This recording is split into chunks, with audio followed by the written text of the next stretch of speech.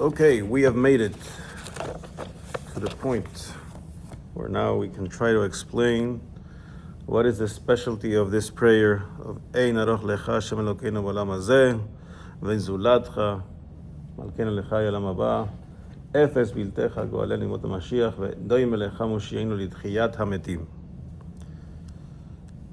We asked 3-4 classes ago, Hashem is infinite. Who cares why we have to say 4 phrases denoting how big or not big he is? And so we ended off yesterday saying that these 4 phases are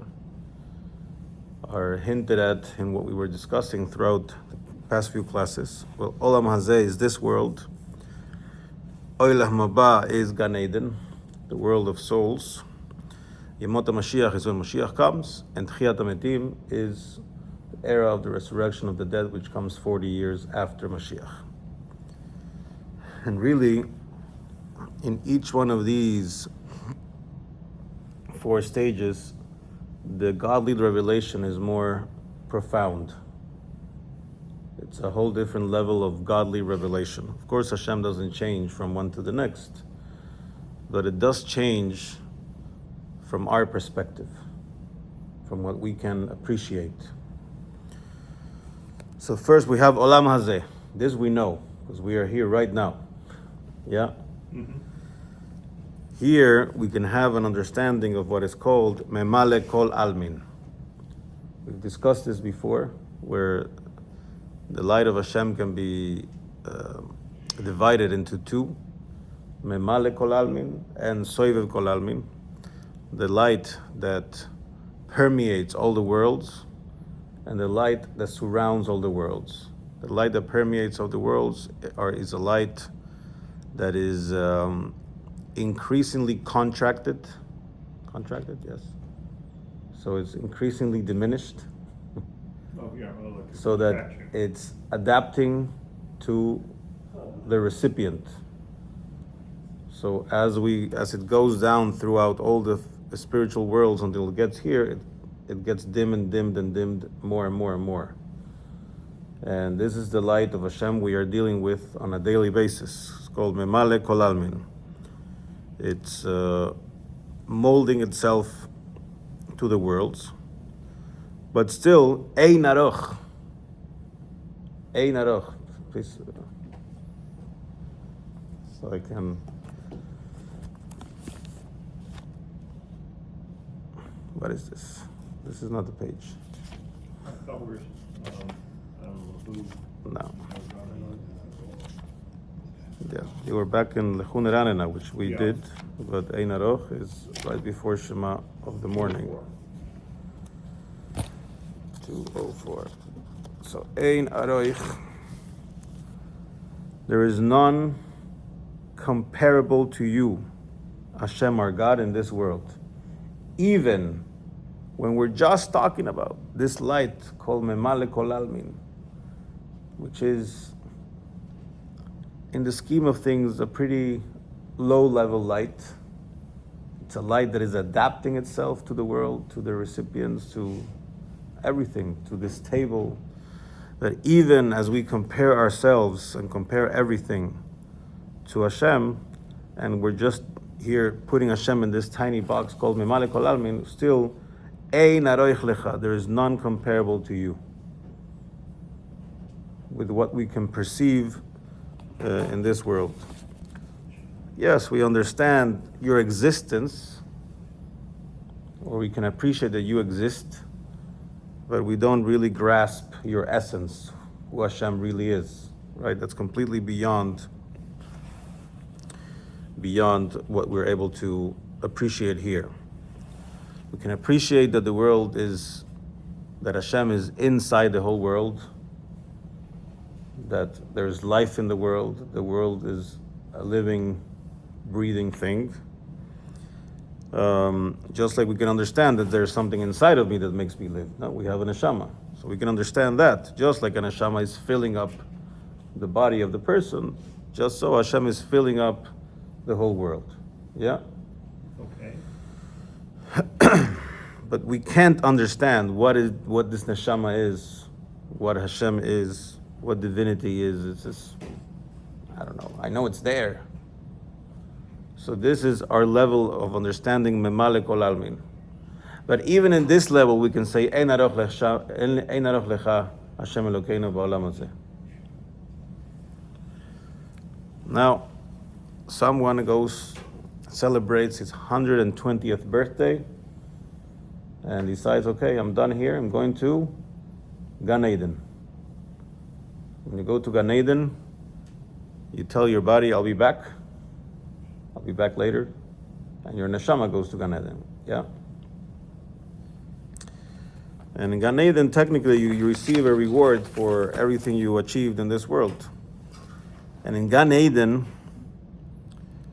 it says that we are enjoying Ziv Hashchina. In Gan Eden, we are enjoying a reflection of the divine presence. Here, we can talk about that we know Hashem exists, yeah? But this thing doesn't want to stay. But it's not like we see him and say, oh, look, there's Hashem. Look, there's divinity. Perhaps there's an experience we have where we can point to things that are beyond what we can understand. It's not that we can point to and say, I see divinity. In Gan Eden, we will be able to see divinity. We will be able to really understand Memale Kol Almin. The same level that we're dealing with here, that you say, okay, and we know it's here, but we can't define it. In Gan Eden, we'll be able to see it. We'll be able to interact with it as we are outside of the limitations of our body. And that's why it says that there's going to be ta'anug, there's going to be enjoyment in Gan Eden. Don't you have to answer 4 questions when you arrive? Yes, but this is after you arrive. You answered your questions. Now you're in Gan Eden. Okay, you made it. But yes, there are questions. But that's what it says. For the one hand, it says 1 hour here of Teshuvah and Masim Tovim is bigger than all the life in the world to come, meaning in Gan Eden. But 1 moment of the appreciation and the enjoyment we have in Gan Eden is incomparable to the whole life in this world. And we might go explain that a little better in the next class. But so we see that now we got to a different level. We got to Gan Eden, and so now we say what? Ein zulat chamalkeinu lecha ha'olam haba, and none apart from you are king in the life of the world to come. We can still appreciate that here we are in a different level, where we can understand a little bit more, and we can still say, you are still completely beyond us. Yeah? Even at that stage? Of course, even at that stage. And then comes Mashiach. No, Mashiach is here. We are in the Messianic age. Yes? Still, Neshamas are in Gan Eden waiting to come back, but other people like us, we're still here. Right. We'll be able to perhaps jump the gun and go straight to Mashiach times. We'll figure out how that works. When Mashiach comes, there's going to be a revelation of the light of Soivev Kol Almin. The light, the infinite light of Hashem that we describe as surrounding the world. We describe it as surrounding not because it's outside of the world, but because it doesn't adapt itself and contract itself to the world. So the light of Soivev Kol Almin is also here. But it's here in a way that it did not contract itself, and for sure it's completely hidden. So if we go throughout the whole spiritual worlds, the whole spiritual descent of worlds, Memale Kol Almin is adapting itself, becoming dimmer and dimmer. But Soivev Kol Almin is just infinite light of Hashem, same everywhere. And when Mashiach comes, we will be able to say, ooh, Soivev Kol Almin. Look, we will be able to interact and see and appreciate the light, the infinite light of Hashem. Yeah, when Mashiach comes, the negative impurity, the sitra achra, the bad side will be eliminated in front of the revelation of Hashem that's going to happen. And still, so there we're going to say, Efes biltecha goaleinu limot HaMashiach. No? Somebody, over time, the siddur was created, and we're extrapolating from what we're reading in there that all these things are. But what's the authority for that? I mean, For what? for these things we're reading in the siddur, that all these things are going to happen. Who's the authority of which part? Who has authority to This- compose things that are in the siddur? No. I guess what I'm saying is what the manner in which you're taking the words of the siddur and saying that somebody interpreted that to mean this is what's going to happen in Olam Haba. And I guess what I'm saying is these things were created. What's my source? Well, yeah. Not you, but what is the source? Or obviously, this is. No, the source is your Hashem. particular That's fine. Opinion, but The source is Hashem. And then with the context of everything that is known in the mystical teachings, we're using that to explain why this was put in the siddur. well, what's mystical teaching? I guess which The one? Torah is a live document. Yeah. And now I'm going to do a very brief answer. Then we're going to finish answering this, and then we can come back. This is a bigger question. Yes. This is a question that can apply to anything, not to this particular class. Correct. Uh, One that I've never but it's understood the answer to. It's an important question. The Torah is a living growing thing. Yes, the Torah that's in there is written, the letters are there, and they don't change. But the oral Torah is a living, breathing, growing thing. It keeps growing as more and more Torah is being revealed. Obviously, a lot of it has been revealed by great rabbis, people that have Ruach HaKodesh, that have divine inspiration, but also, as we say every day at the end of davening, and I think I mentioned this at some point during the Amidah, we say, then we say, and give us our portion in your Torah. Which means that Mark, you have a portion in the Torah that only Mark can reveal. There is a little or big, we don't know, part of the Torah that only you can reveal. Maybe some of it you already have, maybe some of it you haven't.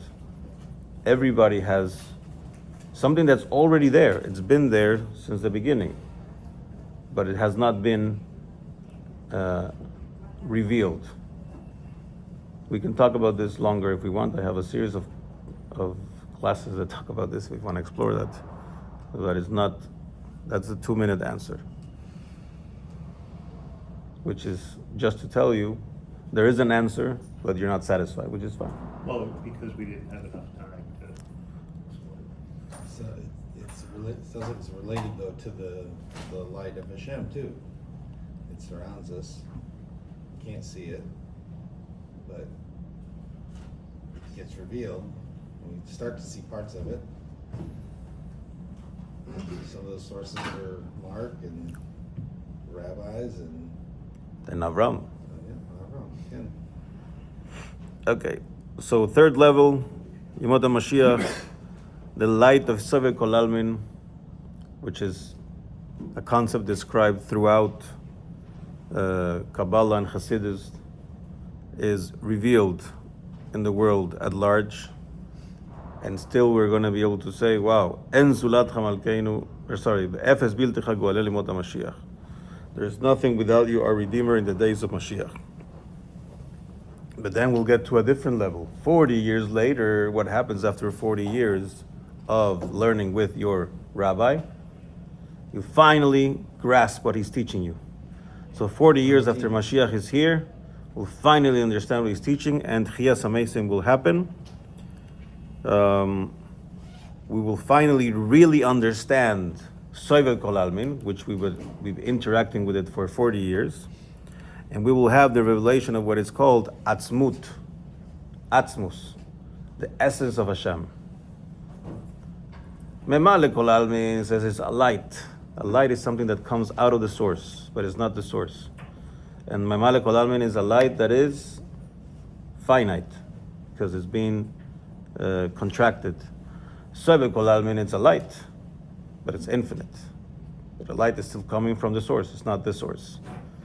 Finally, after 40 years with Mashiach, we'll be able to have the relation of the essence of Hashem. It will be a completely different level of revelation, which is why they say that mitzvot betelot le'atid lavoy. The mitzvahs will be nullified in the future. What does that mean?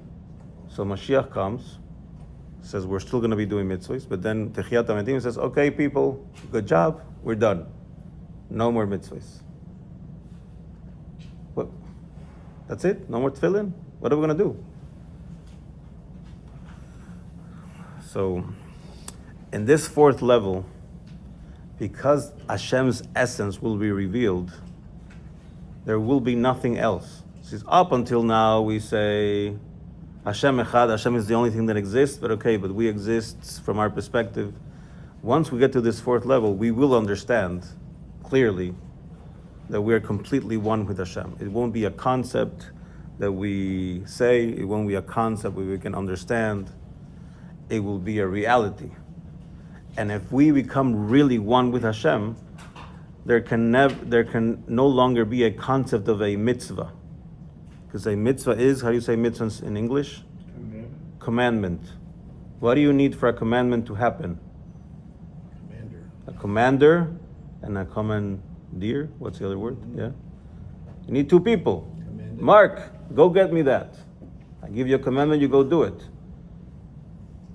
But you're going to say to yourself, Mark, you command yourself to do things. You're you. So once we have become one with Hashem, we will still put on tefillin. We will still do the acts of the mitzvahs, but there won't be mitzvahs anymore, because we won't be in a relationship of the commander-in-chief and the troops. We will be just in a revealed way. From his perspective, it's already like that. It's always been like that. There's nothing else. Now, from our perspective, we're going to be like that. So, we're going to be able to say that there's none like you, our deliverer, in the era of the resurrection of the dead. And this, hopefully, helps us answer the original question from the beginning of what's the big deal about this prayer? We sing it. There's no one like you, no one like you, no one like you. Of course, there's no one like you. Hashem is infinite. It's like, wait, that's not what we're saying.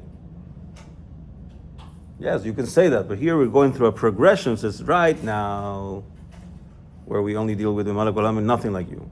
And in Gan Eden, where we understand Memalek Olam with nothing like you. And then when we get to deal with Sovel Olam and no one like you. And then 40 years later, when we really grasp it and we deal with Atzmut, no one like it. It's another level and another level and another level and another level from our perspective. From our perspective, we're going higher and higher, and that's why we can get excited. It says, wow, and sing this part of davening, Ein Aroch Lecha, ve'ein sulatcha, efes biltecha, ve'ein doim elecha.